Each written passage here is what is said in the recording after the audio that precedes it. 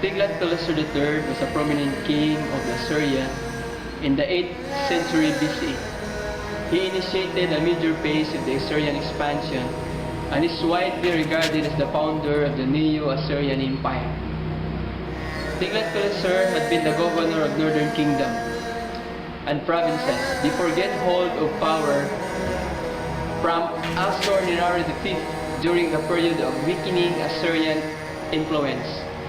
He quickly combined power and began effective reforms in the empire, military and administrative device in alliance with King Ahaz of Judah.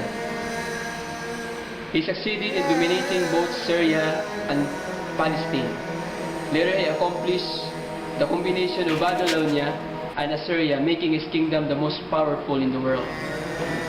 The biblical writers viewed the Assyrian rise of God's way of punishing the kingdom of Israel and Judah for their sins.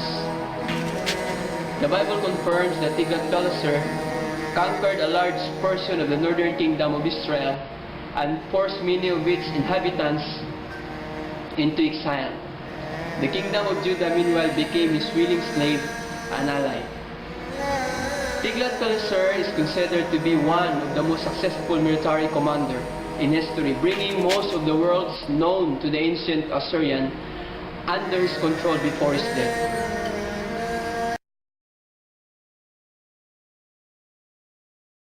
Assyrian had been relatively weak both politically and militarily at the time of Adad-Nirari III, and several former slave nations had stopped paying tribute formally required by treaty. In 745 BCE, the future Tiglath-Pileser III, the governor of the northern Kalhu province, rebelled against Adad-Nirari III, son's Assur-Nirari V, and seized the throne.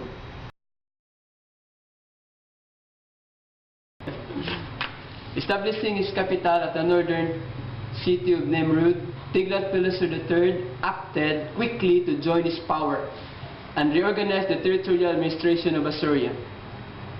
The first of these reforms, Tiglath-Pileser often appointed eunuchs as governors of newly conquered provinces, thus removing the temptations that governor would gather power on behalf of their descendants. Subsequently, there were more provinces, more governors, most of which eunuchs, and by 738 BCE, 800 of such provincial administrators were reporting directly to Tiglath-Pileser and his secretaries to pay or enabling continuous feedback regarding the situation in distant lands.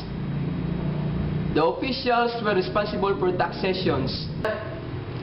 The second reform involved the army itself. Tiglath-Pileser built in large numbers of conquered people in the army. These forces mainly contained the foot soldiers, whereas the native Assyrian comprised the cavalry and chariotry. As a result of Tiglath-Pileser military reform, the Assyrian Empire was armed with a greatly expanded army, which could campaign throughout the year. He also organized a new intelligence system, utilizing his increased tactful and regional administrative equipment, with reports transmitted through staging posts strategically located throughout the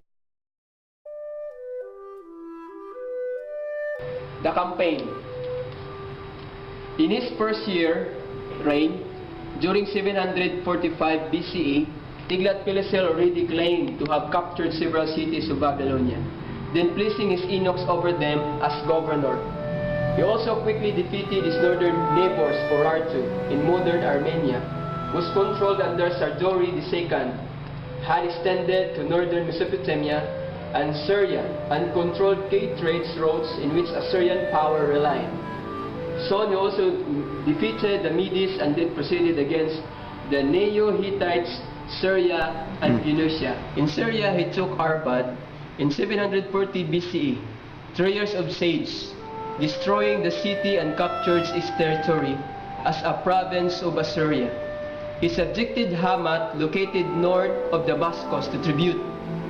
In the same year, Assyria, writing records a victory over King Hosea of Judah. In 733 BCE, his armies conquered Philistia on Mediterranean coast. They destroyed the key Syrian city of Damascus and occupied most of the ancient kingdoms of Israel in 732 BC, with this northern region becoming Assyrian provinces.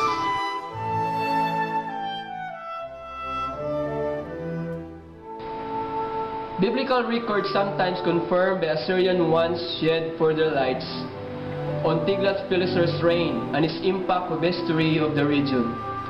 The Book of Kings indicates that Tiglath-Pileser received 1,000 talents of silver tribute from King Menahem of Israel in 2 Kings 15:19. He also later defeated Menahem's successor Pekah in 2 Kings 15:29, who had allied with King Rezin of Syria against both Assyria and King of Judah.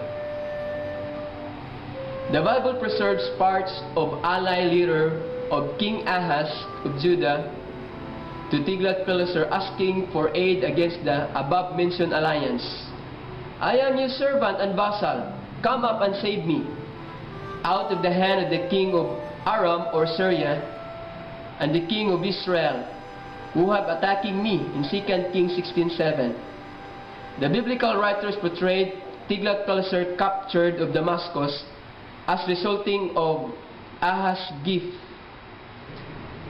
The biblical writers portrayed Tiglath-Pileser's capture of Damascus and resulting from Ahaz's gifts of gold and silver for him from the treasury of the temple of Jerusalem.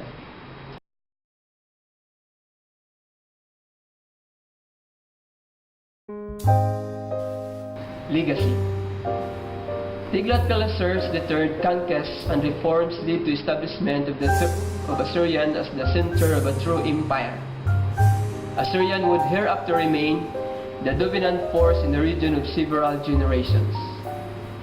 On his death, Tiglath-Pileser III was succeeded by his son Shalmaneser V, who further campaigned in the Levant and conquered the capital of Israel, and that is Samaria.